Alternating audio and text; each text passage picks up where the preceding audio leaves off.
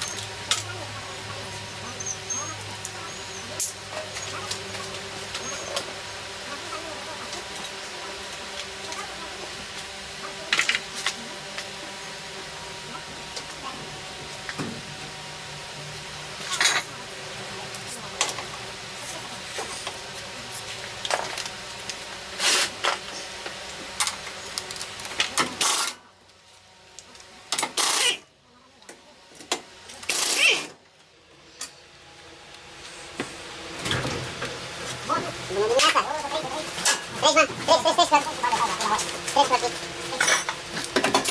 Treci! Dacă așa stau... Îți ții joc corpul drept. Nu-ți bate joc de corpul tău. Uite, am adus și pângă, nu așa? Aici. Vrem puteți ăla 5 bidoane de 1 kg jumate în brațe. Ce aveți? Dar de unde? La Barbie. De la Barbie aia sunt tare. Da, e chiar aici.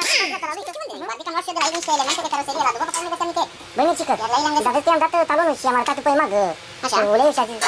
Hai, bă, să spun prietenește, nu? Sunt originale, n-are cum la preț. A zis, dar noi cu tot cu ulei a zis la 20 de milioane. Zic, chiar atât de păi să fim? Eu zic că n-are cum să vândă nici aia pe EMAG neoriginale. Părerea mea, că nu sunt... Adică... Știi, bă, frate, eu am venit să... Ce fac, micică? Facem... Te am zis ce vorbesc? Te am zis ce vorbesc? Nu, poți să dai orice, oricum să tai la montaj. Faci montaj? Normal că fac. Treci, mă, lasă șuruburile acolo. După aia trebuie... Bă, tu ne-ai făcut să dai la șuruburile mereu? Uite, ce pătură, n-are nici pe dracu, dar de era cai.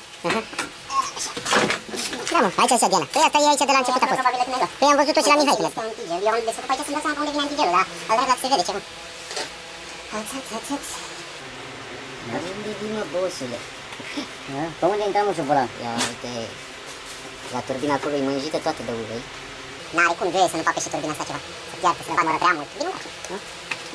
Uite acolo este clipsul unde se clipsează ea și pleacă în interculer. Vezi cât de mânjită e? Adică ea bagă pe acolo, bagă presiune, ulei. Iar afară, da? Deci la spate?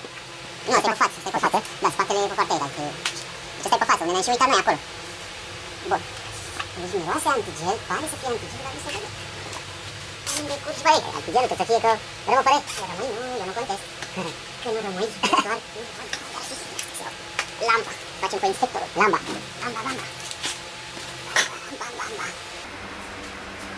Aici avem cutia de transfer. Că nu-l puneau ei degeaba aici, bucăți. Are față de 3 fături. De vârstă are față de 5. Deci aia la fel se ia să facă. Se uită așa, zici că plânge. Haideți să vă și arăt ce trebuie făcut aici pentru a schimba uleiul din cutia de transfer. Deci avem așa, avem acest suport care ține cutia de transfer, tot cu cutie de viteze pentru că sunt legate împreună.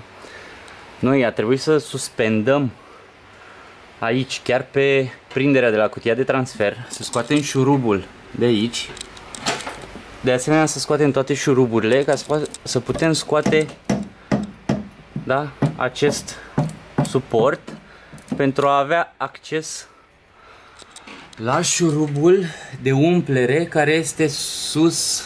Cred că se vede tubulara mea. Aici undeva. Da, acolo este tubulara, acolo este șurubul. Pentru a putea scoate din acest model de cutie de transfer, pentru a putea scoate uleiul, avem nevoie de o pompă. Pentru că trebuie tras, nu are șurub de scurgere. Și atunci trebuie tras de acolo, după care completat până când începe să curgă pe partea de sus din nou. Da? Cam asta este de făcut. În continuare o să las camera și o să continui treaba.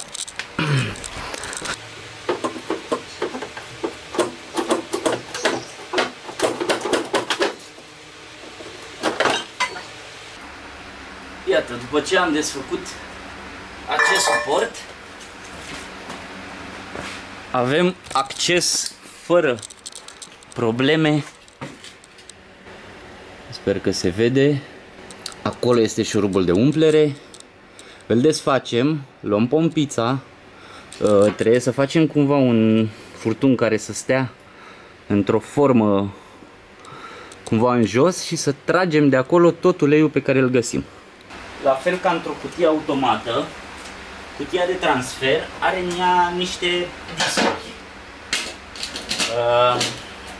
Tocmai din cauza asta, pentru a le proteja și pentru a păstra proprietățile uleiului, trebuie schimbat.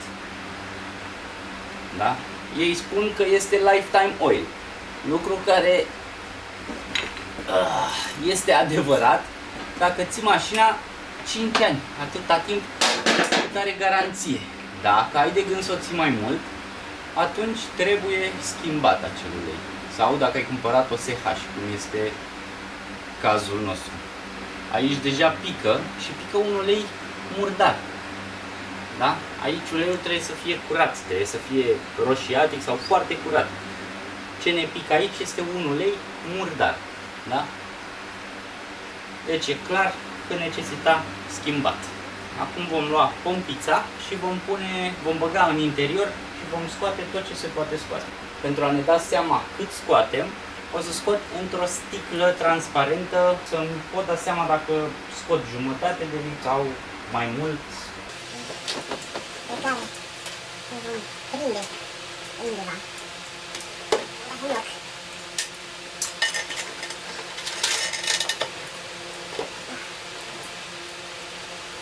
Îl băgăm furtunașul în interior, cât se poate, de mult. Cât ne permite. Și vom lega la baterie. De asemenea, furtunul de scurgere îl vom pune în sticlă.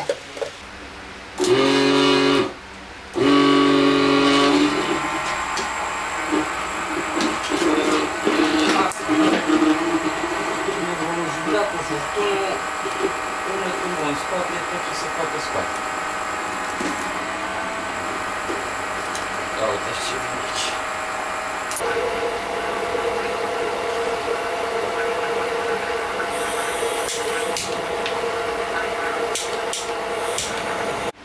Pentru a măsura exact cât am scos, am pus tot conținutul într-o sticlă de 0,5 și se pare că avem aproximativ 0,5 litri. Ok? Pentru a continua, prima dată avem nevoie să spălăm pompa ca să nu băgăm ceva murdar acolo. Și tot pentru a fi sigur că nu băgăm altceva în afară de ulei în cutie, vom da o tură a pompei cu uleiul pe care îl băgăm. Noi folosim de la Motul Multi DCTF-ul, este uleiul recomandat de Motul în treaba asta.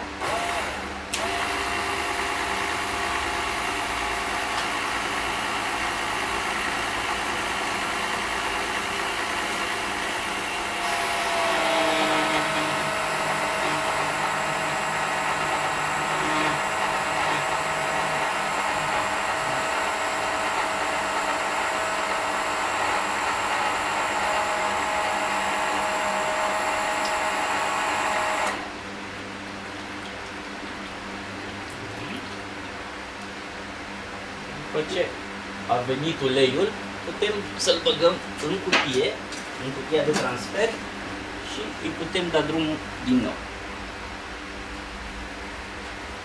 Se va băga până la umplere, adică până când va începe să curgă pe gaura pe care băgăm ulei. Asta putem să urmărim și gradația de pe bidonul de ulei,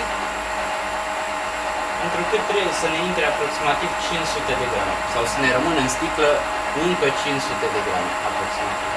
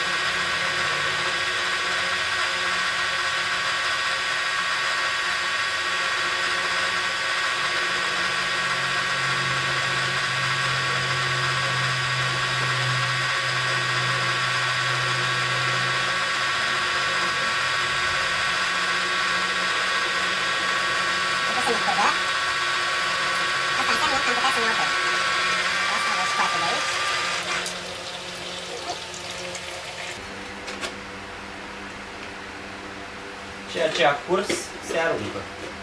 Nu se păstrează, are rost. Pe fundal îl avem pe stop, care doarme.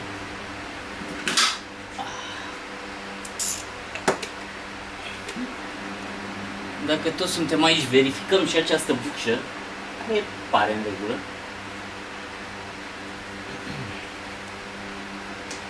Iar acum trebuie să prindem la loc suportul.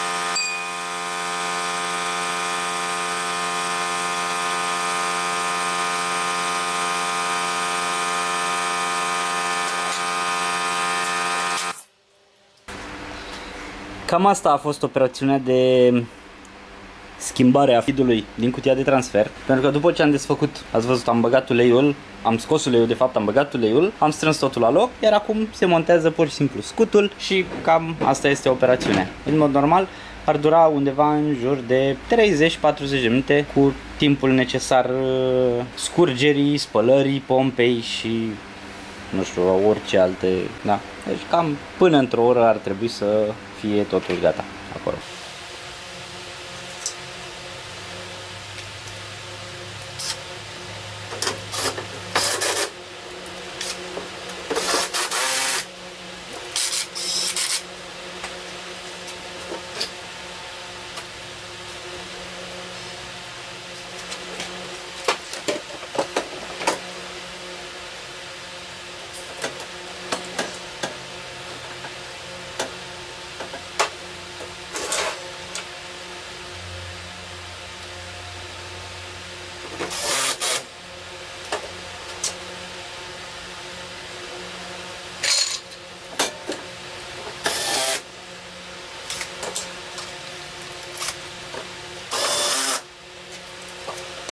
Go.